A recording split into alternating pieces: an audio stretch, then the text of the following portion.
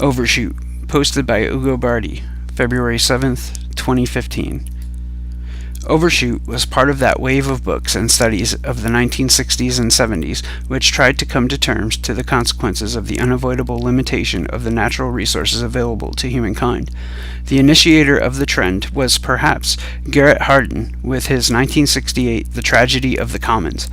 Earlier on, in 1956, Miriam King Hubbert had proposed the concept of peaking of oil production, a remarkable first in a field in which the term depletion was all but banned.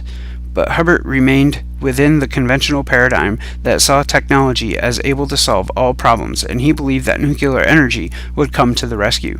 Hardin, and later Catton, and others instead saw the root of the problem in humankind's behavior, the tendency to overexploit natural resources, to use today what should be left for tomorrow. The basic message of Overshoot is that overexploitation is a basic consequence of the way human beings behave in the ecosystem. It is not something that can be solved by technological wizardry.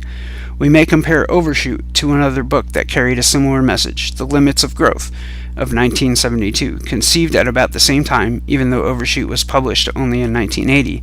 These two books can be seen as opposite in terms of public relations strategies. Overshoot never was a bestseller, nor it was translated in any language except recently in Russian and Spanish. Instead, The Limits to Growth was sold in millions of copies and translated into almost every language which appears in print. But as a consequence, The Limits to Growth was the target of a strong demonization campaign, which turned into an obligatory laughing stock for anyone who dared to mention it in public. Overshoot instead escaped the attention of the powers that be and never received the same treatment. So it has been quietly influencing an entire generation of people who have understood the root causes of our problems.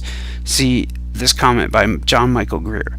Re-examined more than 40 years after its conception, Overshoot appears dated in many details, but not in its basic message. Its strength remains, having posed so openly and so clearly the essence of the problem. Human beings are part of the ecosystem, and they tend to behave accordingly, trying to expand as much as possible and to appropriate as many resources as they can. It is normal. We are gradually discovering how the laws of physics and biology apply to the economy.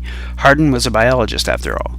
Unfortunately, if humans behave as just one of the species of the ecosystem, they tend to appropriate as many resources as they can, and as fast as possible. Then, the result is the phenomenon called overshoot, with the associated suffering, destruction, and assorted disasters, at least for that subsystem of the ecosystem we call humankind.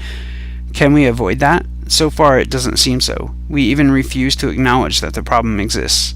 On the other hand, if overshoot is part of the way the ecosystem works, we have to accept it, no matter how bad its consequences can be, at least from our viewpoint of human beings. One of the rules of the ecosystem is that in order for something new to be born, something old has to die. That is how the ecosystem has been working for billions of years. It will keep working in the same way for the future, with or without human beings. You have been listening to Overshoot by Ugo Bardi, Saturday, February 7th, 2015.